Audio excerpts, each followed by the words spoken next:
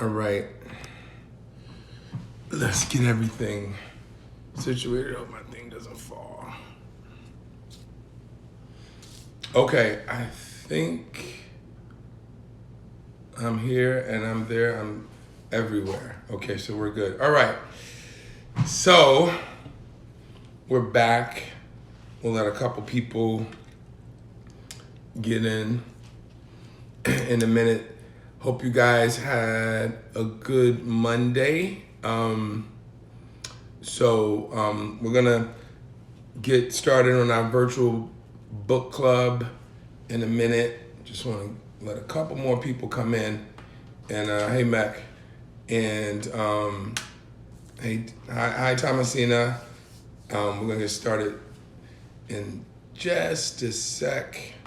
So while we are getting ready, I want you guys. Now you had a week to read the chapter, so we're gonna do. We're gonna go through chapter 4 in the book. In the No Guesswork book. So I hope you guys had a chance to go through it, and because I think this is a really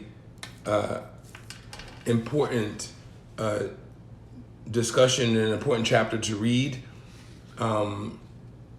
And so let's get started.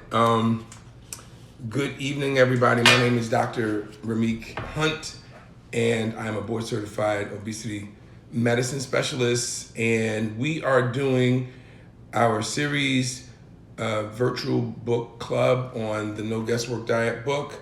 And so we're going chapter by chapter to do a deep dive and go through what it is I wrote in this book. And if you have questions, I'll try to answer them throughout the talk. And so let's get started. So chapter 4 is entitled The Mindset for Change. And so I wrote this chapter because it's important in order to do anything, like whether it's, changing your diet, changing this, doing that, like you need to have that mindset. Like you got to be ready. I could tell you a whole bunch of things, but if you're not ready for that change, it's going to be difficult for you to do it. And so a lot of people have researched and done studies and looked into how people change and also how you can maybe help facilitate that process. And so,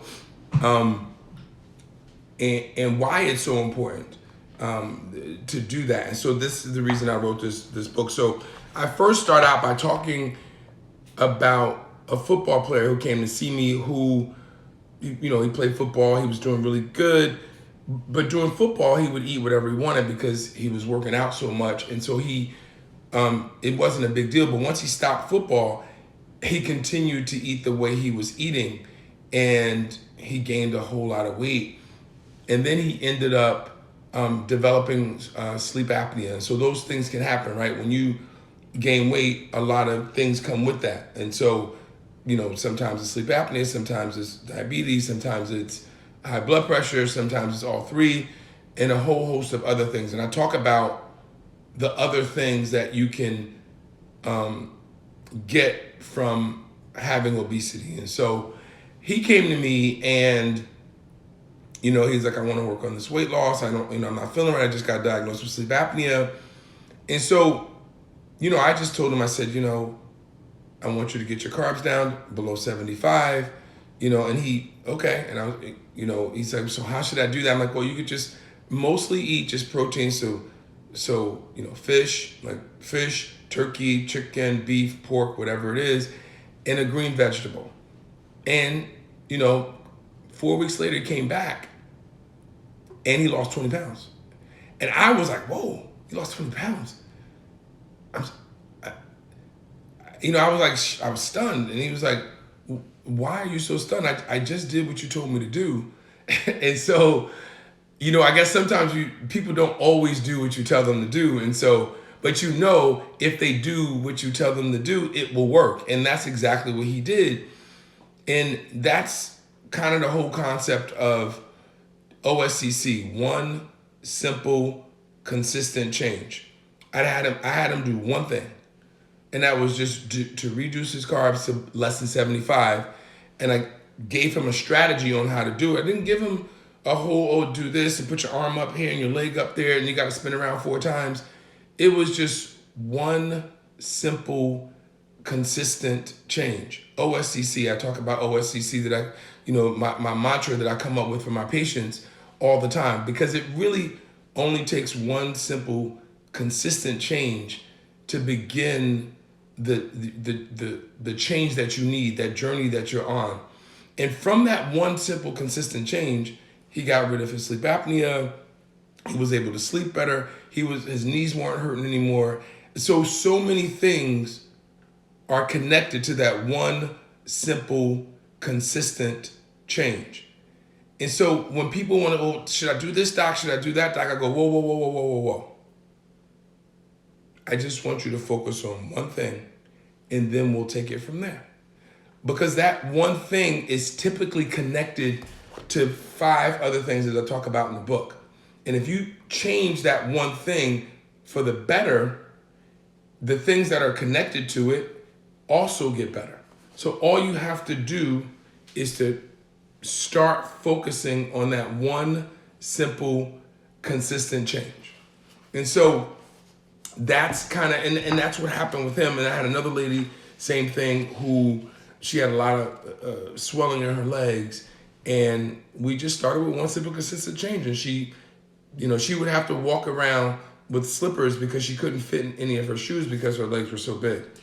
And we started this one simple, consistent change. And she got her carbs down, which she didn't know, but I knew that if she got her carbs down, it would reduce her insulin level, which would then act as a diuretic.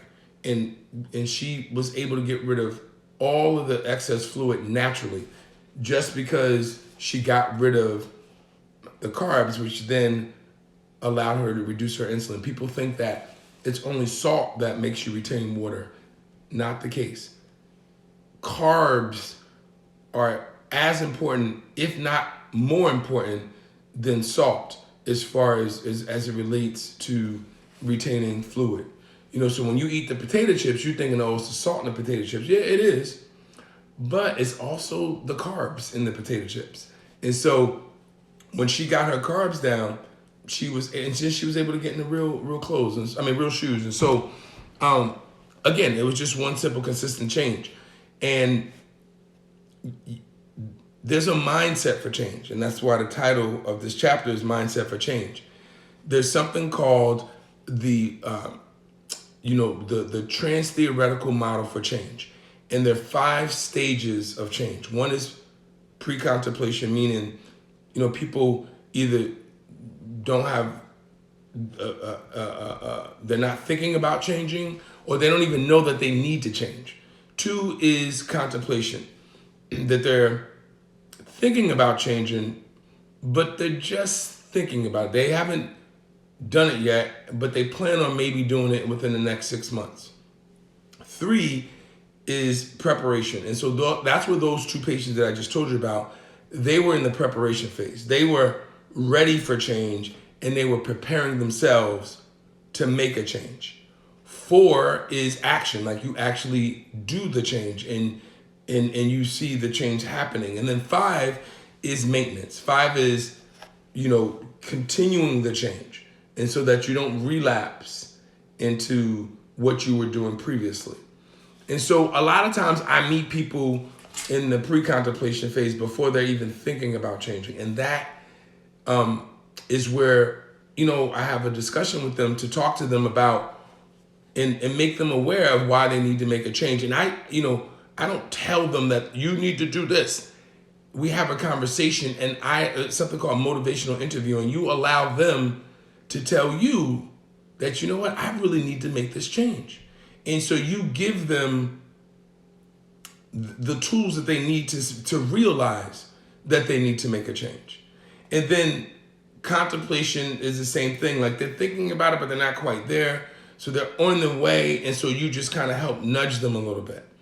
And so we deal with patients that are in these different phases, or different stages, I should say, of change. And so you need to understand what someone is, identify, and you actually need to understand where you are. What stage are you in? Are you in the pre-contemplation stage that you're not even really, don't even realize it's an issue? You're not thinking about making a change related to your weight? Or are you in the contemplation phase where you're like, I really should do something about this, but yet you haven't yet come up with a plan? Or are you in the preparation phase where you're like, you know what? It's time to do something about this. Let me get myself together. Let me go see my doctor. Let me, go read NGW. Let me take some notes. Let me go to the store and get the stuff I need. And then 4 is, all right, now I'm starting tomorrow. And then you get into the action phase where you're actually doing the work. And then once you start doing the work, stage 5 is maintenance, where you continue to do the work. And those are and not relapse into back into your old habits. And so those are the 5 stages. And so you need to think to yourself, like, what stage are you in? And it's important when you decide to go on this journey that you have a positive mindset, because a positive mindset will allow you to do a lot of things. And I think we all know this, right? Like, if you think you could do something, you have a better chance of getting it done. Just like if you think you can't do something, it probably won't get done. I mean, it's that whole, right, that self-fulfilling prophecy. If you think something is going to happen, or this relationship isn't going to work out, or this thing isn't going to happen, with that mindset, it might not happen. But with a positive mindset, it most likely will happen. And so we want you to have a positive mindset and think positively about what you're going to do, what you're embarking on, and trying to get to a healthier weight. And so we really want you to have a positive mindset when you get started on this. On page 64, I talk about, like, how important that positive mindset is. So there are a lot of studies that have been done, and one of them I mentioned where the researcher convinced the study subjects that they were eating a particular food that made them full, and they believed it because they thought that that's what they were doing. And not only did they believe it and did their weight change, their ghrelin levels changed. So not only did it, trick them, let's say, psychologically, it actually physiologically made changes. Like, it was so powerful that even though it wasn't supposed to change, the ghrelin levels changed in response to the mind thinking that it was full. And so that shows how powerful a positive mindset is. That not only, does it change you as far as the psychology of your thinking, it actually physically changes things in your body to go along with what the mind is thinking. So the mind is very, very powerful. And so I want you to know that, and I want you to work at trying to get yourself in the mindset of change. And think about, start off with thinking about what stage of change are you actually in? And then how can you allow yourself or get yourself to that next stage? And that's what's so important. The next part of the book is I talk a lot about different studies to kind of give you an example of how to do these things. And so a lot of it has to do with, planning and preparing yourself so that, if you are wanting to make a change, just do a OSCC. Just make one change. Like, if you say you want to start jogging every day, well, maybe just start with a commitment of walking at lunch. And then that commitment of walking at lunch gets you more active. And then before you know it, you keep moving forward. And so start with one, find out what stage you're in. Start with one consistent change. try to keep a positive mindset. And as we say in a lot of different things, repeat, repeat, repeat. Continue to do it over and over again until you get to a point where it's a habit. And so this thing about a habit came up a few times. Once when I was on the radio on the Breakfast Club, and then actually last night when I was talking to a friend, it is this idea that's out there that it only takes 21 days or 30 days to break a habit. And I had to, mention that when I was doing an interview, that actually that's not true. It's scientifically proven that that's not true. So for all you think, and then I don't know, I've tried things for a couple weeks, 3 or 4 weeks, and it didn't stick. So I know some of you know that, like that even though people say it, it actually isn't true. And there's studies to prove it, and I write about and outline the studies in the book. But where did that 21-day, 30-day thing came from? It actually came from this plastic surgeon back in the 1960s who would do facelifts or different things that they had, surgeries he had to do on the person's face. And one of the things he noted, and he published it in a study, that it actually took a minimum, and the key word here is a minimum of 21 days for the person to get used to their image in the mirror. But the key word was a minimum of 21 days. Somehow that minimum of 21 days, got lost in translation, and people started to take that and say, well, hey, it only takes 21 days to build a habit, or 30 days to build a habit. But I talk about other researchers who did longer studies and more robust studies that shows that actually it can take up to 284 days to build a habit. And in this researcher study, it took actually about 66 days on average to build a habit. So understand, it's going to take a lot longer to build this new habit. Not just 21 days or 30 days and you think everything is going to just be hunky-dory. That's actually not how it goes. And so I just wanted to make sure you guys knew that, and because I don't want you to set yourself up for failure. I run through a list of things that you should do in order to keep this habit, this new habit that you're forming, because now you're in the action phase. And so I want, one was derailing existing habits by disrupting the way you do, the way you normally do things. So if you normally, let's say you, smoke a cigarette while you drink coffee, then stop drinking coffee, because the trigger to smoke a cigarette might be drinking the coffee. You know what I mean? Like, so different things that you might do, you might want to change. Like you might say, when I watch my favorite show on the couch, I always grab a donut. Well, maybe watch your favorite show in a different room. Like different things, like disrupt the way you normally do things, because that's where the cues come in, because you're always used to, this is when I'm sitting on the couch, this is when I'm watching my favorite show, and this is when I eat my donut. Well, disrupt that, change it up. And like I said, number 2 is repeat, repeat, repeat. We want you to continue to do it over and over again until it becomes a habit, but knowing that most times it takes longer than 30 days to build a habit. And then 3 is to use stable cues to trigger a new pattern of behaviors. Kind of what we said in 1 is that disrupt the way you do things and start getting these stable cues to build and form new habits. And it's really about consistency. It's really about starting with OSCC, one simple, consistent change.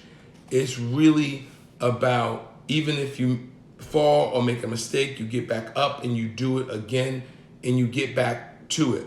We're gonna all fall. We're gonna all have doubts. We have to have, try to put yourself in a positive mindset, because you know you're gonna feel better when you do it.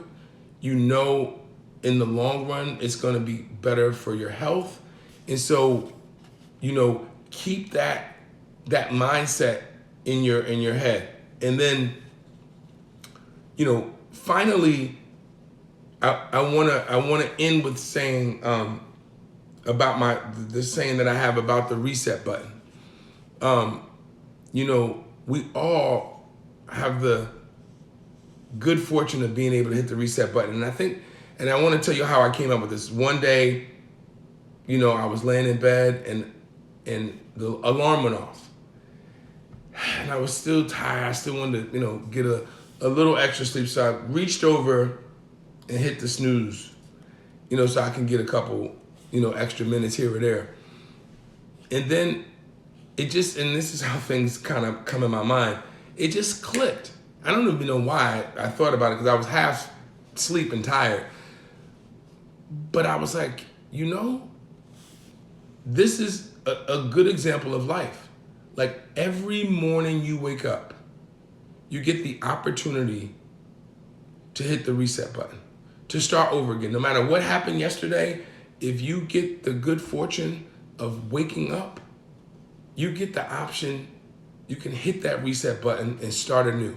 It's a new day, and you can go on and no matter what happened the day before, no matter if you didn't reach your carb number the day before, you ate or did the wrong things, then every day you wake up, you get the opportunity to hit the reset button. And that is such an amazing thing, and something that I always want to stick with you, that you wake up, you hit that reset button, and you start anew. And so with that, I'd like to end and thank you. And so I will see you guys next week. We're going to be on chapter 5. And I want to make sure you do I'm going to start asking you guys questions. I'm going to start doing I'm going to start pointing at people and saying, hey, quizzing you. And so chapter 5 is the money chapter. It is what's your carb number? How to find your carb number. We're going to talk a little bit about that. And I'm going to explain to you step by step how to find your carb number. So make sure you tell all your friends. Make sure you get your people to get the book. Make sure you get them to come to the lives every Monday. Please share the page. I'm sure that people who would love to get this information, so share it with your friends and your family, and have them share it with their friends and their families. And then visit us on the YouTube page. You can always watch this episode after we do the live, because I post them all. And as I said, it's always great to see you guys here. It's always a pleasure. We're a community. We're here to help one another. And, I try to do my best to inspire as best I can. And I want you to do the same to the people around you. You support each other, because it'll come back to you 100-fold. All right, have a good night. Have a great week. And I'll see you next week. All right, bye.